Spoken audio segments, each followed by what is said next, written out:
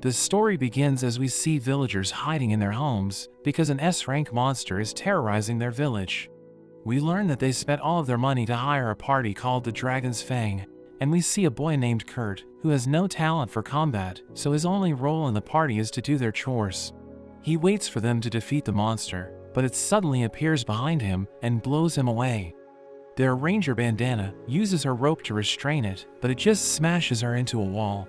Their healer Marlphus helps her recover, and she quickly wraps her rope around the beast, while their leader Galnova uses his flaming sword to finish it off. So the villagers celebrate, and everyone starts to recognize the Dragon's Fang as the hero's party. After that, we see Galnova eating with the party, but he starts complaining about the food the villagers gave them and orders Kurt to cook for them. But Bandana mentions that it's his last day, and Galnova reveals that they've decided to fire him because he's useless in battle. Marlphus explains that a party can only have 4 members, and thinks the only way for them to get stronger is by replacing him with a mage, so they've decided to kick him out. He begs them to let him stay, but Galnova calls him useless and kicks him away. Kurt starts traveling alone, but soon realizes he's running out of money, so he heads to a workstation, where he meets a clerk named Kerschel.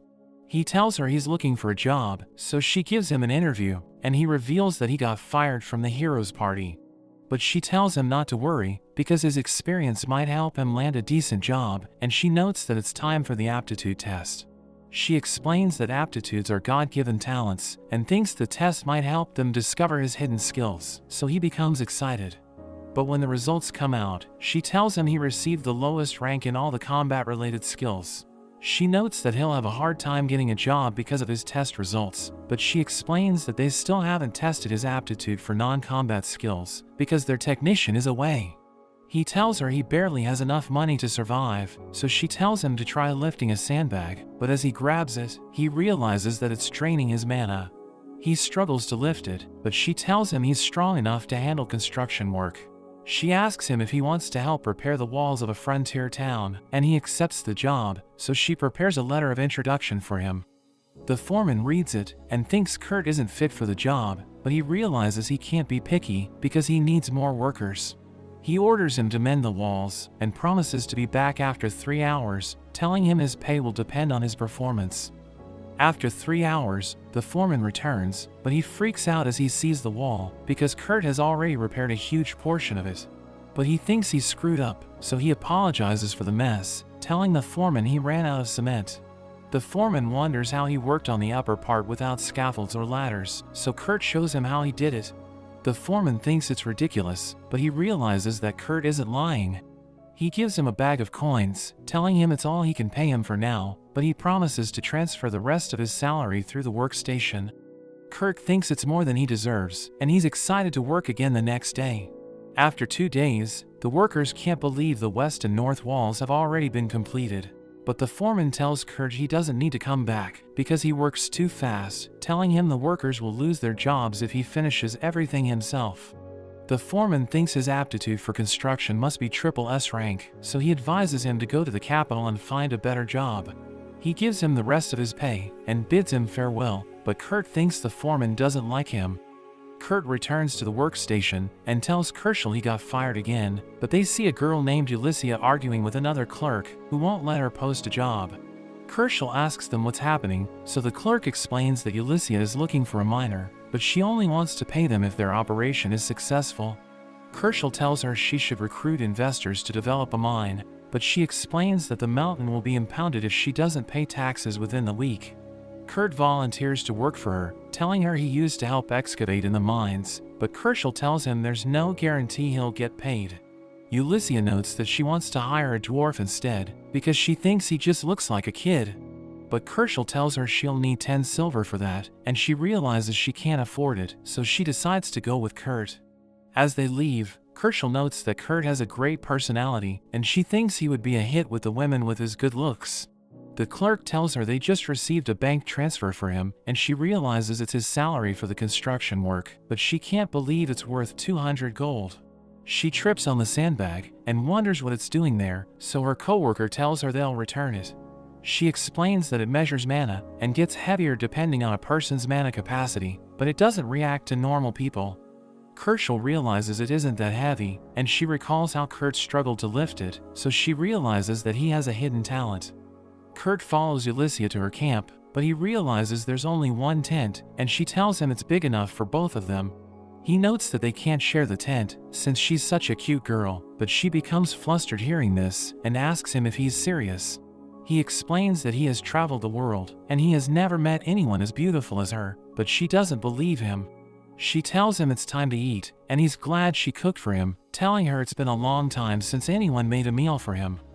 After that, they sleep in the tent, but Kurt realizes that Ulysses isn't wearing clothes, so he freaks out and decides to leave. We learn that she was just testing him, because she wanted to know if he could be trusted, and she realizes that he's a good person. The next day, Ulysses sees Kurt sleeping outside, and she realizes that her dress has been fixed.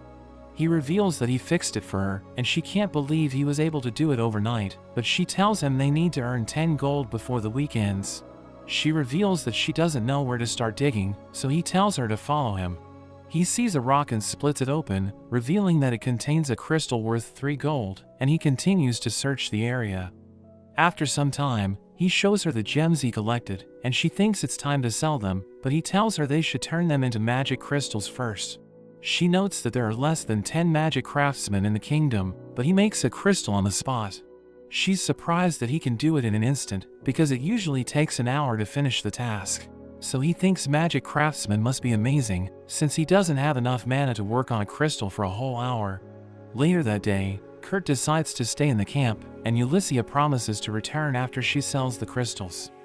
A guard asks her if she has the necessary documents for the crystals, because he thinks she got them from another country, but she reveals that they were produced domestically. He asks her who made them for her, but she shows him the royal crest, and he realizes she's working for the king, so he apologizes for being rude. She uses the teleportation stone to head to the royal capital, and we learn that she no longer works for the king, but she knows that the guard won't believe her if she tells him the truth. Ulysses visits a girl named Mimiko and asks her to buy her crystals.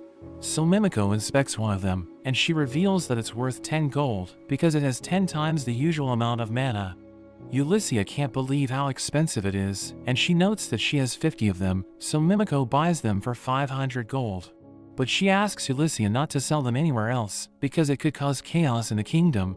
She wants to know who made them, but Ulysses refuses to tell her about Kurt, so she tries to use her authority as a royal court mage. But Ulysses reminds her that she no longer works for the royal family, so Mimiko has no right to order her around. She decides to give up, but she tells Ulysses not to let her crystals reach another nation, and offers to make the person who made them an honorary count. After that, Ulysses visits Kershaw and asks her about Kurt, but she reveals that she needs to protect the confidentiality of her clients. Ulysses shows her the royal crest, so Kershaw gives her his records, and she can't believe he was paid 200 gold for his construction job. Kershaw reveals that he was fired because he worked too fast, and Ulysses tells her to deposit 499 gold into his account, telling her not to tell anyone about him. Ulysses returns to her camp, but she sees a cabin, and Kurt welcomes her back, telling her he built it while she was away. She's surprised that he can build a house in one night, but he thinks it's nothing special, because everyone in his hometown used to do it. Meanwhile, we see Galnova struggling against a monster, wondering why he can't use his flames, and he orders Marlphus to heal him. But she explains that she's already using her spell, and it's much weaker than usual. He orders their mage to use fire magic, but he reveals that he can't, so they start arguing, and Bandana thinks their party is doomed. Ulysses tells Kurt about Mimiko's offer, but he explains that he isn't interested, because he doesn't want to work in a role that puts him above others. He tells Ulysses he wants to continue working for her, and asks her if she was able to pay her taxes with the money she earned from selling the crystals. But she explains that she only took 1 gold as a handler's fee, and deposited the rest into his account, because she thinks he deserves it. She asks him to keep digging, and he promises to do his best, but she wonders if he was able to sleep last night, so he reveals that he slept for 6 hours. She thinks it's impossible, because he must have spent hours finishing their house last night, and she starts to do the math. But he thinks he slept too much, since he would only sleep for 4 hours when he was with the hero's party, so he promises to make up for the extra hours he rested. He finds a good mining spot, telling her she'll find an ore deposit there, but he tells her he'll be mining somewhere else. She's overjoyed to find a topaz and thinks about asking Kurt to turn it into a magic crystal, but she doesn't want to use him for free. She decides to check on him and realizes he made a huge mining tunnel, which is filled with luminous moss. He suddenly calls out to her and tells her he found nothing but useless rocks. He puts them in a box, but she notes that they look expensive, and he tells her they're called mithril. He reveals that everyone in his village throws them away because they aren't worth much, but she knows that they're more valuable than gold and platinum since they're extremely rare. She asks him what kind of ore he's looking for, so he reveals that it's orichalcum, and she recognizes it as the metal of the gods. She thinks it's impossible to find it in the mountain, but he explains that it's everywhere, telling her it's usually found 7 kilometers underground. She realizes he was able to dig that far in just 8 hours, and he reveals that he even filled the shaft because he thought it was dangerous to leave it open. She thinks he's ridiculous, but she sees light at the end of the tunnel, so she realizes that he dug right through the entire mountain.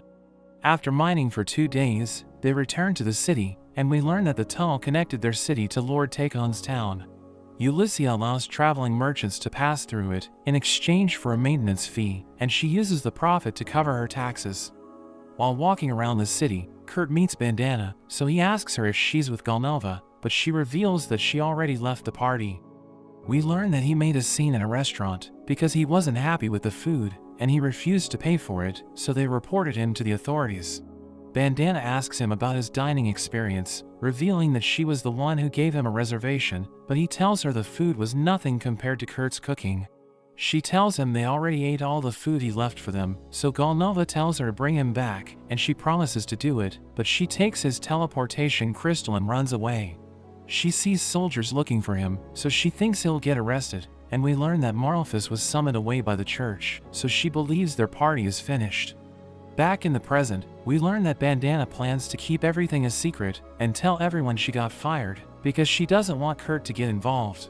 She tells him she knows an Atelier meister who needs help in her workshop and thinks he can help her. But he isn't confident in his abilities, so she tells him to believe in himself and gives him a map, so he leaves to look for the workshop. We learn that the workshops known as Ateliers produce magical items for the public. Their head is called the Atelier Meister, and he's granted special rights for the development and distribution of their products. Kurt finds the workshop and knocks at the door, so the assistant named Michelle greets him. He tells her Bandana sent him there, and she's glad he's there to help them, telling him to come inside. But he realizes it smells weird, and she reveals that she hasn't cleaned the kitchen for 3 weeks. Her master calls her, so she leaves him in the kitchen, and he gets to work. He finishes cleaning everything in 30 minutes and starts looking for Michelle, but he enters a girl's room. He realizes she isn't wearing clothes, so he becomes embarrassed, telling her he just started working there. She tells him he can find the Meister in the basement, but he sees a mark on her body and realizes she's cursed. He examines it and notes that the curse has eaten away at her, so she no longer feels pain. He thinks she hasn't been eating well because her organs are damaged, but he hears her stomach growling, so he realizes that she still has an appetite and decides to cook food for her. Meanwhile, Ulysses sells the mithril and orichalcum Kurt mined for her, and Mimiko tells her they're worth 50,000 gold. She can't believe they exist in this world, and Ulysses wonders what will happen if everyone learns about his skills. So Mimiko tells her they might try to kill him, wondering how he was able to hide his talents all this time. Ulysses wants him to become an Atelier Meister because it would limit his actions, so he won't stand out in public, and she plans to become his bodyguard. But she knows that he isn't aware of how talented he is, so she wonders if he'll accept her terms. We return to Kurt as he sees Michelle with the Meister Ophelia.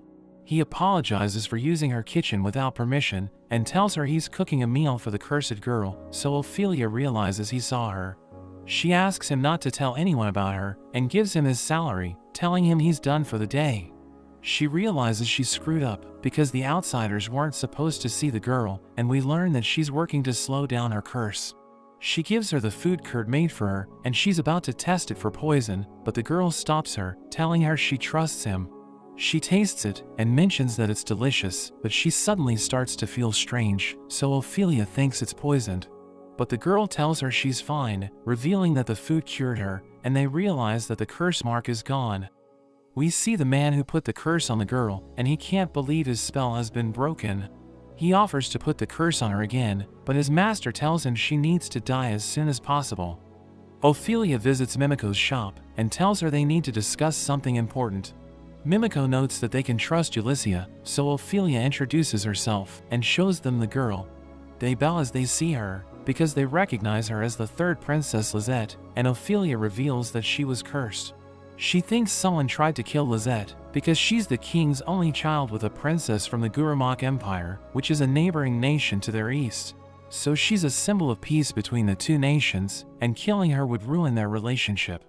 Mimico is glad she's okay and promises to help her find the person who tried to kill her, but she wonders how Lisette broke such a powerful curse.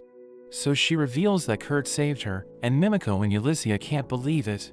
Mimico comes up with a list of suspects and notes that the first one is a general named Sinova, while the second one is the Bishop Tristan. Her third suspect is Lisette's stepmother Dora, and Lisette thinks she tampered with the anti-curse wards in the royal palace so that the assassin could curse her. But Ulysses and Ophelia think the other suspects could have done it because they also have access to the palace. Ophelia explains that Lisette just turned 15, so she needs to leave the palace to train for a year, and Ophelia suggests creating an atelier where she can undergo her training. They know that the culprit will look into their Meister and think they should choose someone the public doesn't know about, but is qualified for the position.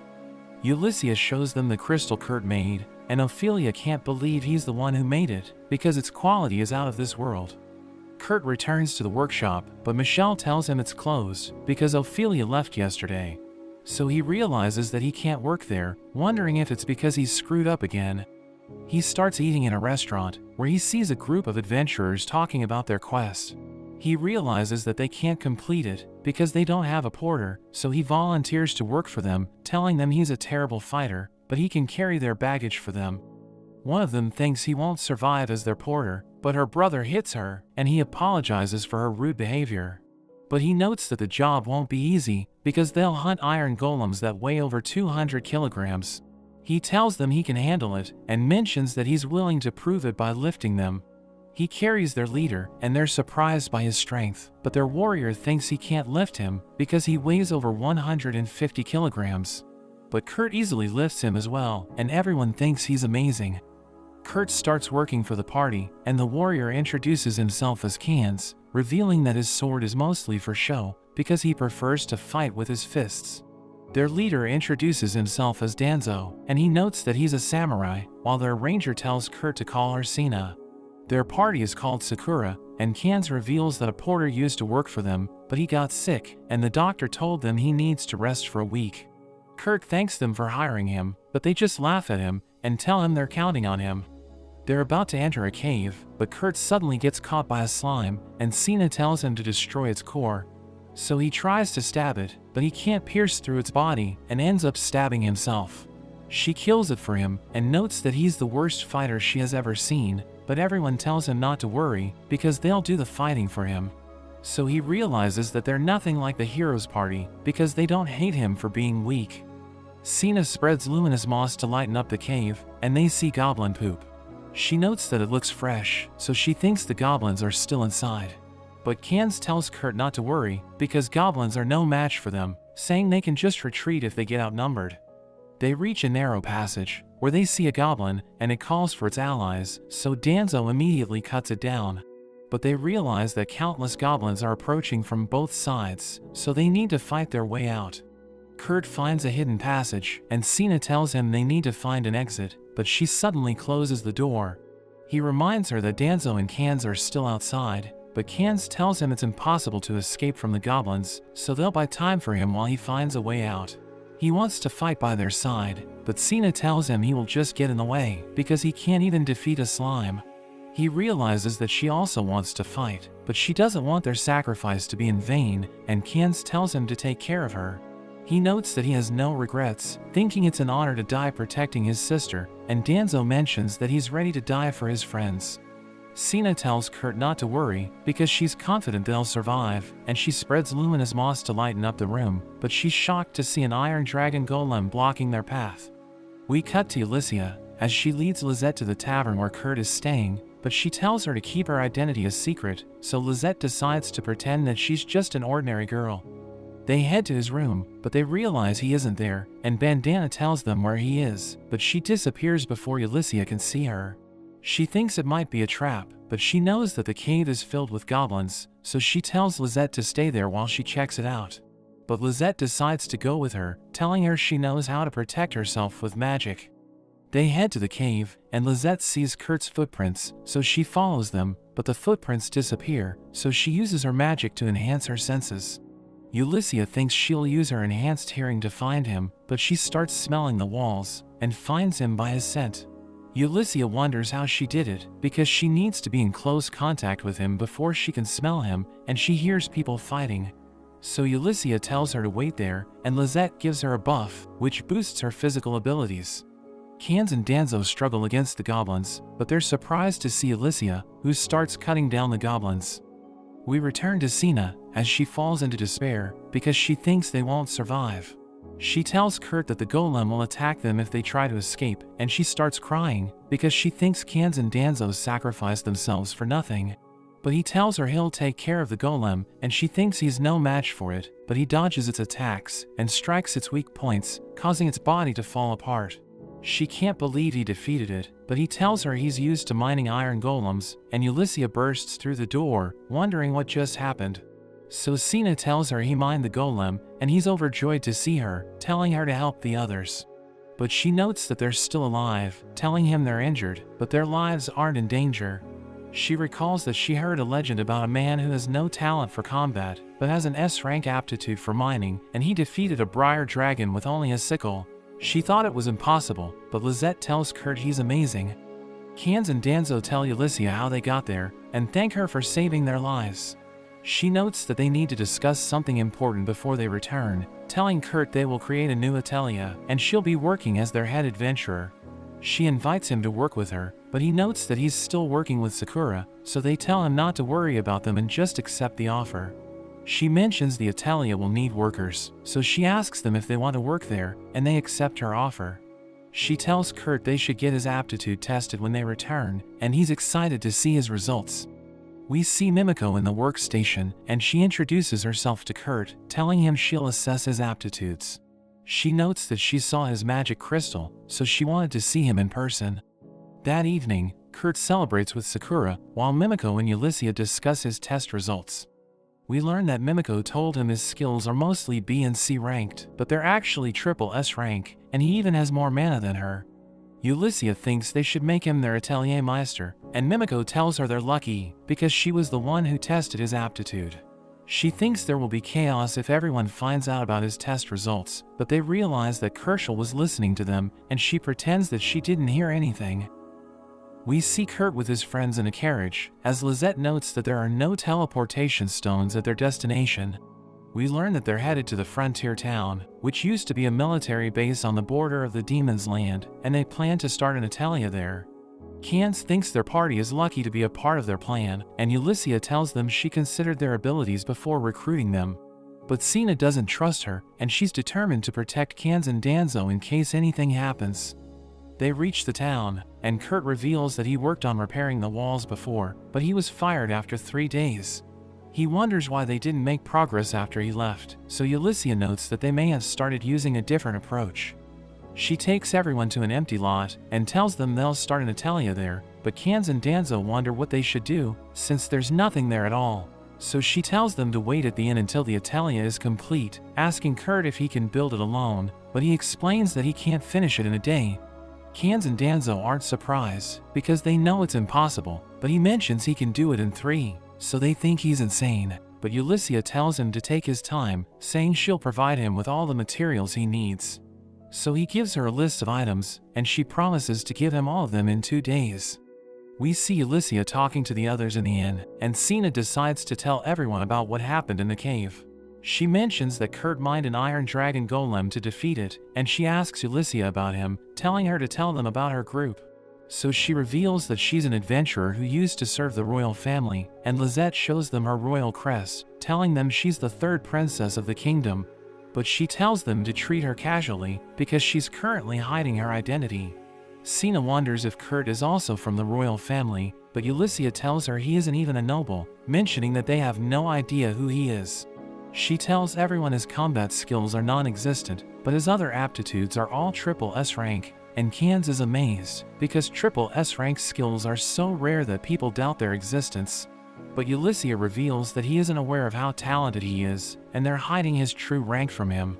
She mentions that he's their Atelier Meister, but they're keeping everything a secret from him because they think he won't believe them if they tell him about his talents. She adds that people might take advantage of him if everyone learns about his triple S rank skills, but Sina thinks Ulysses and Lisette are the ones taking advantage of him.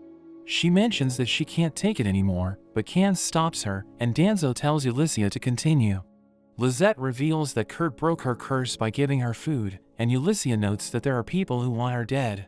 She reveals that they decided to start an atelier in the frontier town to uncover their enemy, but Lisette mentions that Kurt knows nothing about it, telling them he doesn't even know she's a princess.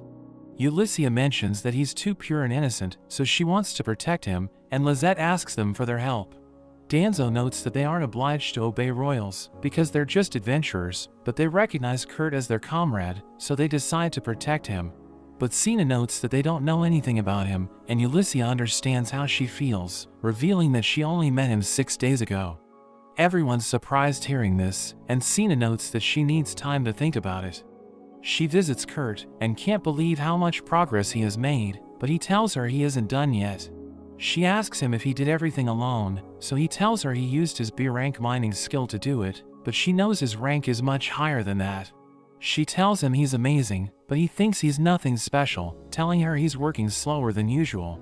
She asks him if he's upset, because they're making him do all the work, but he explains that he's happy, since everyone at his last party thought he was useless, telling her he's glad he can be useful to someone.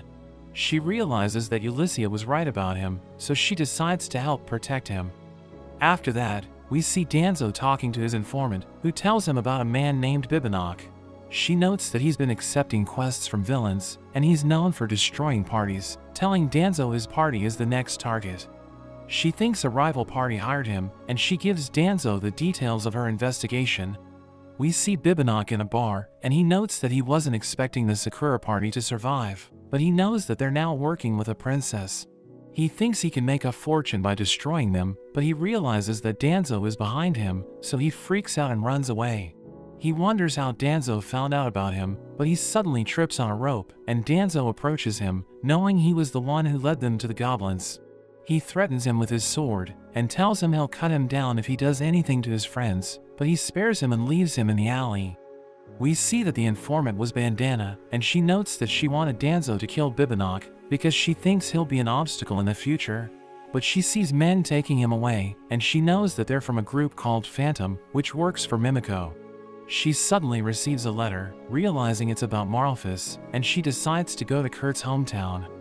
Kurt finishes the Atelier, and his friends can't believe how beautiful it is, wondering how he was able to finish it in 3 days. He shows them around, and Ulysses asks him about the device in the water storage area, so he reveals that it's an engine that creates water, telling her he made it using the sapphire she gave him. He takes everyone to their rooms, revealing that he made their beds using griffin feathers, and Lisette notes that it smells amazing. They check out the Atelier Meister's room, and Kurt wonders when the Meister will arrive, so Ulysses explains that he won't arrive anytime soon, asking Kurt where his room is. But he notes that he'll just sleep in the kitchen, since he's in charge of the chores. They tell him not to do that, and convince him to sleep in the Atelier Meister's room, but he promises to leave as soon as the Meister arrives. Ulysses asks him if he can place barriers to ward off curses, but he mentions that he can't, so she puts anti-curse talismans around Lisette's room. She suddenly comes out, and notes that she wants Kurt to visit her, but Ulysses tells her to be modest, so she doesn't corrupt him. The next day, Kurt serves breakfast for everyone, and Ulysses notes that he's like the perfect housewife. Everyone thinks his food tastes amazing, but she wonders where he went, so Lisette tells her he's cleaning the marks he found in the mansion. Ulysses rushes to look for him, but she realizes that he has already removed the marks created by the talismans. So she falls into despair, but she tells him someone must have drawn them to get Lisette's attention. He immediately believes her, but she wonders how she can protect Lisette, because she can't let him find out about the assassins, and she's already out of talismans. We see Marlphus with Bishop Tristan, who tells her the church has decided to excommunicate her because the Dragon's Fang party now has a bad reputation. She tells him she didn't do anything wrong, but he explains that they need to get rid of her to protect the church's reputation. She becomes sad hearing this because she's done so much for the church, but he knows that she's an excellent mage, so he decides to give her a chance. He notes that her sins will be forgiven if she finishes a task for them, telling her she'll even become a priest if she succeeds. He gives her wine from the Gurumach Empire, but when she drinks it, she's suddenly cursed, and he orders her to kill Lisette. He reveals that the wine was poisoned, so her body won't be able to accept anything other than water, telling her she'll die of starvation after a month. But he explains that it's just a trial, telling her she'll be freed from her suffering if she succeeds, so she accepts the task. But she wakes up in a strange room and sees a demon lord staring at her. We return to Ulyssia, as she wonders why their enemies still haven't cursed Lisette, because they don't have anything to protect them from curses. But she thinks it doesn't matter, because Mimiko has already set up her web in the city, so they'll immediately find out if their enemies try anything. Ulyssia enjoys the cake Kurt made for them, and Lisette tells him his meals are always the best, asking him to make food for her if she's ever cursed again. But he tells her not to worry about that, and we see a mage trying to curse Lisette, but he becomes confused as he suddenly starts glowing. Kurt reveals that the mansion reflects curses, but he tweaked it so that it will only make the caster glow. Ulyssia leaves to tell Mimiko about it, and he invites Lisette to go shopping, but she tells him she can't go out today.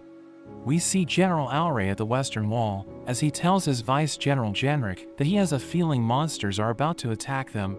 Genric tells him not to worry, because the walls have already been repaired. Phantom finds the mage who tried to curse Lisette, and they show him to Mimiko. Ophelia thinks his allies killed him, because his light would give away their location, but Ulyssia wonders why he's still glowing, since he's already dead. So Ophelia explains that it's because Kurt's curse reflector is overpowered, thinking he can help them resolve everything if he fully cooperates with them. But Ulyssia doesn't want him to get into danger, and Mimiko promises to take care of the investigation. But they suddenly hear the town bell ringing, and Alray sees an army of skeletons approaching, so he orders his men to fight to the death, while Genric evacuates the civilians. Mimiko learns about the attack, so she becomes worried, but the skeletons disappear as they approach the wall. Genric wonders what's happening, and Alray reveals that he doesn't know, but he recalls that it was the wall that Kurt worked on. We see Marlphus with the demon, who tells her the skeletons have been wiped out, so she needs to use her magic power to summon the next wave. She can't believe Tristan forged a pact with the demon to kill Lisette, realizing she was tricked by the church. The demon reveals that they're in the Lapita ruins, which is a perfect place for summoning monsters, but he knows that her magic power is limited, so he tells her to use her soul as fuel. At the mansion, Ulyssia tells Kurt that the city is surrounded by monsters, and Lisette is worried about the others, because they left to hunt trolls. Ulyssia knows that the monsters are coming from the Lapita ruins, and she thinks the knights will struggle to come up with a strategy, because they're vastly outnumbered. She notes that the skeletons were instantly purified when they touched the western wall, realizing it was thanks to Kurt. But she thinks they might break through if they target the walls he didn't make, and she comes up with a plan. She tells Kurt to stay with Lisette while she cleans up the ruins, but he wants to go with her, so she tells him it's too dangerous because there are monsters outside the wall. He becomes sad hearing this, but she tells him to protect Lisette because the person who drew the marks might come after her. The east and south walls are about to be overwhelmed, but Ulyssia introduces Alray to her companions, telling him Lisette is in the city, so he thinks about ordering his soldiers to protect her, but Mimiko tells him it's okay, because her intelligence squad is there to protect Lisette. Ulyssia notes that she has a plan, telling the knights to act as decoys, so that she can head to the ruins and stop the monsters from spawning. He thinks her plan is too reckless, but Ophelia tells him they have a secret weapon, so he decides to go with their plan. But he mentions that he wants to join them, telling them Genric will lead the decoy squad to draw the monsters away. But Genric worries for him. He notes that being the decoy is also dangerous, so Genric gives him a drink, and tells him they normally shatter the cup as a final farewell. But he pours it out instead, telling him they'll both survive and drink together after they make it home. Ulyssia heads to the gate, and we see that it's filled with skeletons, but she throws a magic crystal, which purifies all of them in an instant. Everyone can't believe how powerful it is, and she tells Alre they should move while they still have the chance. So Genric leaves with his men to draw away the monsters, as Ulyssia and Alre rush to the ruins. We return to Kurt, as he tries to create a smaller copy of Danzo's sword, but he isn't happy with the result, thinking its quality is only D rank. Lisette visits him, and she sees the sword, so he tells her it's imbued with magic, so she can activate a spell by holding the blade over her head. She thinks it's beautiful, so he tells her she can have it, but he asks her if someone's coming after her. So she admits that he and Ulyssia are in trouble because of her, telling him their friends are risking their lives to reach the ruins, where the enemies are hiding. He recalls that Galnova used to draw in those ruins, thinking it's the perfect spot for people who like to draw on walls, so he believes the enemy is the same person who drew the marks in the mansion. He mentions that he's too weak to protect the people who are precious to him, and Lisette becomes flustered hearing this, asking him if she's important to him. But he tells her all of his friends are precious, and he's sad because he can't help them while they're fighting. She notes that she feels the same way, so he realizes that she also feels powerless, and he tells her they should help the others clean up the ruins. We see Ulyssia and Alre surrounded by monsters, and she suddenly gets a strange feeling, thinking something bad is about to happen. She cuts through the monsters, but she notes that there's too many of them, even though Genric pulled away most of them. She knows that he's been using the magic crystals to take them out, because she has seen flashes of light in the woods, but she realizes that she's running out of crystals. Alre gets injured, and the monsters surround her, but the Sakura party suddenly arrives to save them. Sina mentions that she has found the ruins, so Ulyssia uses a magic crystal to clear a path. They prepare to enter the ruins, and Ulyssia gives Alre a soup made by Kurt, which heals his wounds. But monsters suddenly come out of the ruins, so Sakura takes them on, and Sina tells Ulyssia to be careful. She enters the ruins with Alre, and cuts down the zombies in their path, as they look for the person summoning the monsters. Meanwhile, Marlphus is running out of magic power, so she thinks she's about to die. But the demon sees Genric using a crystal to defeat his minions, while Ulyssia and Alre look for him in the ruins, so he decides to take care of them. They see monsters spawning, so they realize they've found the source, and Ulyssia uses a crystal to get rid of them. But the demon suddenly appears, and they realize he's the boss summoning the monsters. So Ulyssia tries to purify him with a crystal, but it doesn't work, and he tells them he's immortal. Alre slices through him, but he instantly regenerates, and we see that he's using Marlphus's magic to power up his body. She notes that she's trapped because of the magic circle, and thinks it's impossible to erase it. He reveals that he's been watching everyone fight, and he shows Alre how his men are struggling against the monsters. He notes that they'll never lose to the demon, but he suddenly summons more minions, and mentions that they'll destroy the gate, saying they'll eliminate Sakura as they leave the ruins. Ulyssia and Alre gang up on him, and they slice off his head. But they realize he's still alive, and he threatens to slaughter everyone, so Ulyssia falls into despair, thinking it's impossible to defeat him. Marlphus thinks it's all over for her, because she has already reached her limit, and she notes that she misses Kurt's cooking. She starts hearing his voice, thinking she must be hallucinating, but a hole suddenly appears in the ground, and he comes out of it. He wonders what she's doing there, and she realizes he's with Lisette, so she thinks he must know about the plan to assassinate her. She reveals that she was excommunicated from the church, and she's about to tell him that Bishop Tristan is behind everything.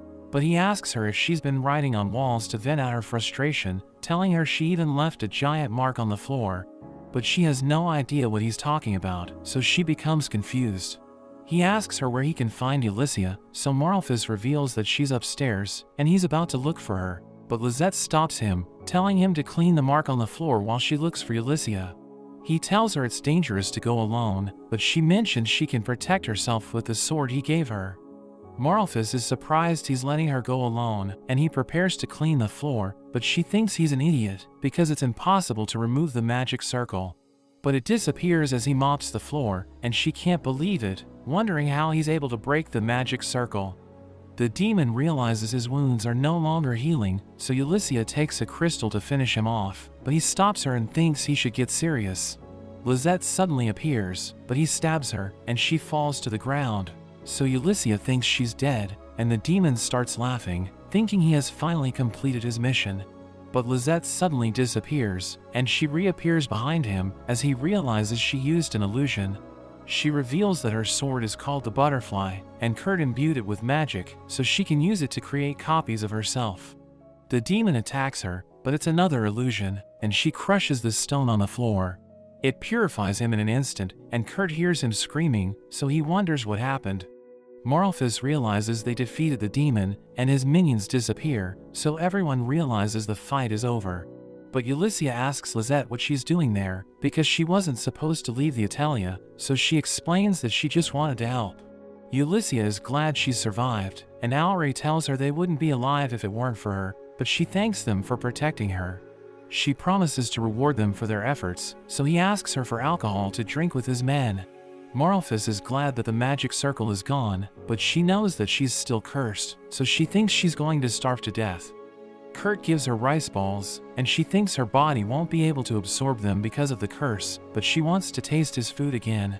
So she eats them, but she wonders why she isn't throwing up, and realizes that her curse is gone. She knows she was saved by his hidden talents, and recalls how he took care of everyone in their party, and she realizes that he was the one who protected them all along. So she starts crying, because they took his kindness for granted, and she tells him she's sorry, but he thinks she's just apologizing for the marks she made. Ulyssia and Lisette join them, but Phantom suddenly appears, and they take Moralphys away. She screams for help, but Kurt just tells her he'll visit her in jail, so she becomes upset. Lisette starts talking to Kurt, and Ulyssia can't believe they saved her life, thinking she has her work as the head adventurer cut out for her.